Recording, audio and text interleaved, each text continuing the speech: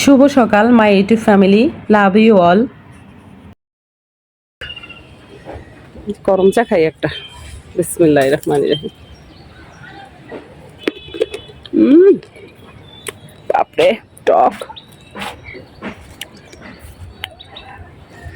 দেখতে পারতেছেন মাশাল্লাহ কি পরিমাণ পেঁয়াজ আসছে।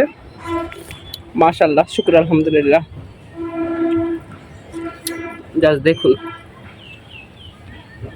মাশাল্লাহ মাশাল্লাহ, অনেক সুন্দর। আসসালামু আলাইকুম মাই ইউটিউব ফ্যামিলি, কেমন আছেন সবাই? আই হোপ সবাই ভালো আছেন। আলহামদুলিল্লাহ, আমরাও সবাই ভালো আছি। মাই ভিলেজ লাইফ আয়েশা চ্যানেলে সবাইকে স্বাগত। দূরে ও কাছে যে যেখান থেকে দেখছেন প্রত্যেককে জানাচ্ছি আন্তরিক শুভেচ্ছা ও অভিনন্দন। যারা আমার চ্যানেলটি সাবস্ক্রাইব করেছেন তাদের অসংখ্য ধন্যবাদ। যারা করেননি, চাইলে চ্যানেলটা সাবস্ক্রাইব করে আমার বন্ধু হয়ে যেতে পারেন।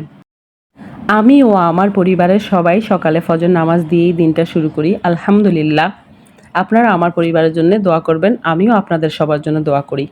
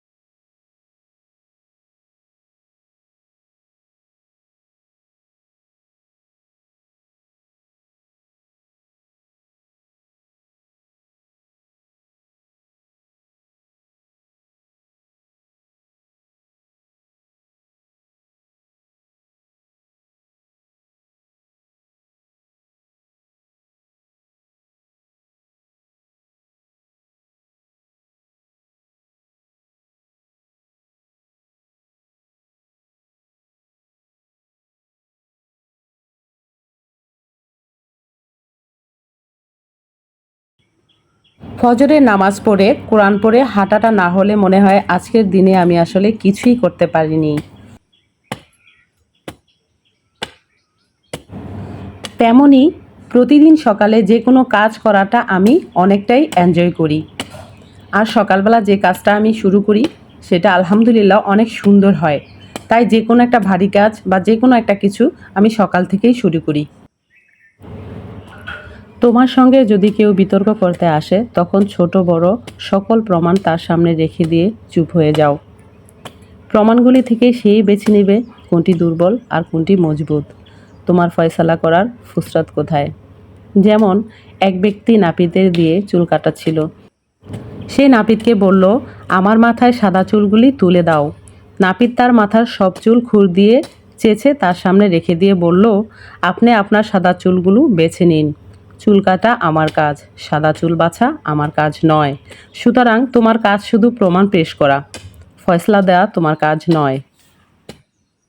কিছুদিন আগে এখানে ডাটার বিচি ফেলেছিলাম। দুর্ভাগ্যবশত দু একটা পাতা নিয়ে ওঠার পরে ঘুঘু পাখি খেয়ে নিয়েছে। তখন আমি বুঝতে পারিনি যে ঘুঘু পাখিটা আমার গাছের পাতাটা খাবে। আমি এনজয় করছিলাম বারান্দা থেকে। একদিন তো চা খাচ্ছিলাম আর ওকে দেখছিলাম। তো যাই হোক, পরে বুঝতে পারলাম সবগুলো ডাটা পাতা ও খেয়ে নিয়েছে। তো আবারও চেষ্টা করছি, চেষ্টা করতে তো দোষ নেই। এই মুহূর্তে যারা আমার ভিডিও দেখছেন আর ভুলে গিয়েছেন একটা লাইক দিতে, প্লিজ চাইলে একটা লাইক দিতে পারেন। আর যারা নতুন তারা সাবস্ক্রাইব করে আমার বন্ধু হয়ে যেতে পারেন।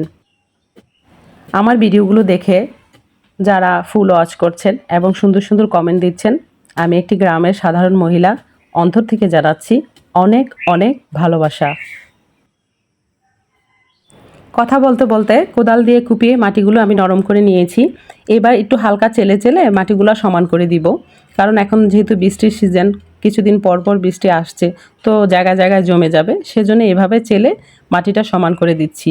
কিছুটা জায়গা উঁচু করে রাখছি আর কিছুটা নিচু করে রাখছি, যেন গড়িয়ে পানিটা চলে যায়। তো আমার চালা শেষ হয়ে যাওয়ার পর আমি চিন্তা করলাম কিছু গোবর সার দিয়ে দিই ছিটিয়ে, তাহলে মাটিটার মধ্যে একটু শক্তি হবে। তার জন্যে সমানভাবে চতুর্দিকে ছড়িয়ে দিলাম কিছুটা গোবর সার। খুব একটা দিব না, তাহলে বেশি সার দেওয়ার কারণে বিচিগুলো পচে যেতে পারে। তো আমার কাছে রাখা ছিল কিছু লাল শাকের বিচি, সেই বিচিগুলো আমি এখন নিয়ে ছিটিয়ে দিব। নতুন বিচি আমি কিনিনি, আগে যা রাখা ছিল তাই। আবার মার্কেটে গেলে বেশ কিছু বিচি আমি আবার নিয়ে আসবো ইনশাল্লাহ। আপনারা যারা লাল শাক বা যে কোনো বীজ বপন করতে চান তারা অবশ্যই ভালো মানের বীজ বাজার থেকে কালেক্ট করে তারপরে করবেন, নাহলে যে কষ্টটা হবে সেটাই বৃথা হয়ে যাবে। আমি যেখানে করেছি আমার আগের কিছু বিচি ছিল, আমার মায়া হচ্ছে সে ফেলতে, সেজন্য এই বিচিগুলো এখন কাজে লাগিয়ে ফেলছি। নেক্সট টাইম যখন আবার আমি লাগাবো তখন নিশ্চয়ই ভালো মানের বিচি বাজার থেকে নতুন কালেক্ট করে তারপরে করব, তাহলে কষ্টটা সার্থক হবে। তবে আমি যেই বিচিগুলো ফেললাম সেগুলোও কিন্তু খারাপ না, ভালো মানের, কিন্তু অনেক পুরনো তো সেজন্য এই কথাটা আমি বললাম। সুন্দরভাবে মাটিটা আমি চেলে নিচ্ছি যেন বিচিগুলো উপর নিচ হয়ে সুন্দরভাবে জমিতে বিছিয়ে পড়ে। আমি বরাবরের মতোই কিছু না কিছু শাকসবজি লাগিয়ে থাকি। ইউটিউব চ্যানেল খুলেছি মাত্র 3 মাসে পড়েছে মাত্র, কিন্তু তার আগে থেকেই আমার এটা স্বভাব। নিজের গাছের খাবার যদি একবেলাও আমি খেতে পারি নিজের হাতে লাগানো, তাহলে আলহামদুলিল্লাহ আমার কাছে অনেক আনন্দ হয়। আর যে খাবারটা সেটা আসলেই অনেক সুস্বাদু হয়। রান্নার পর যে কাউকেই চোখ বন্ধ করে যদি খেতে বলেন তাহলে সে বুঝতে পারবে ডিফারেন্সটা, বাজারেরটা আর হাতে লাগানোরটা, এর টেস্টই যেন আলাদা হয়ে।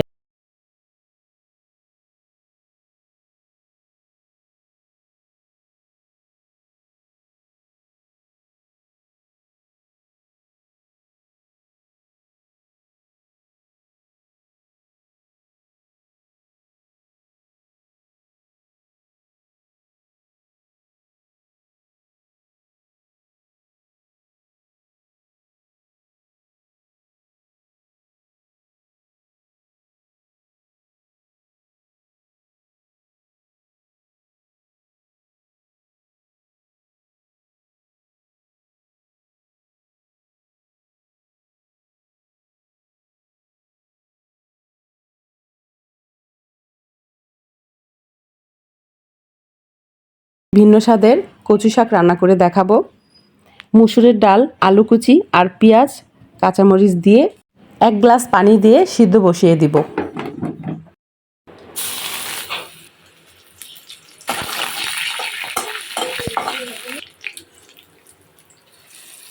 শাকটা হয়ে যাওয়ার পরে রসুন আর শুকনা মরিচের বাগার দিয়ে দিলাম।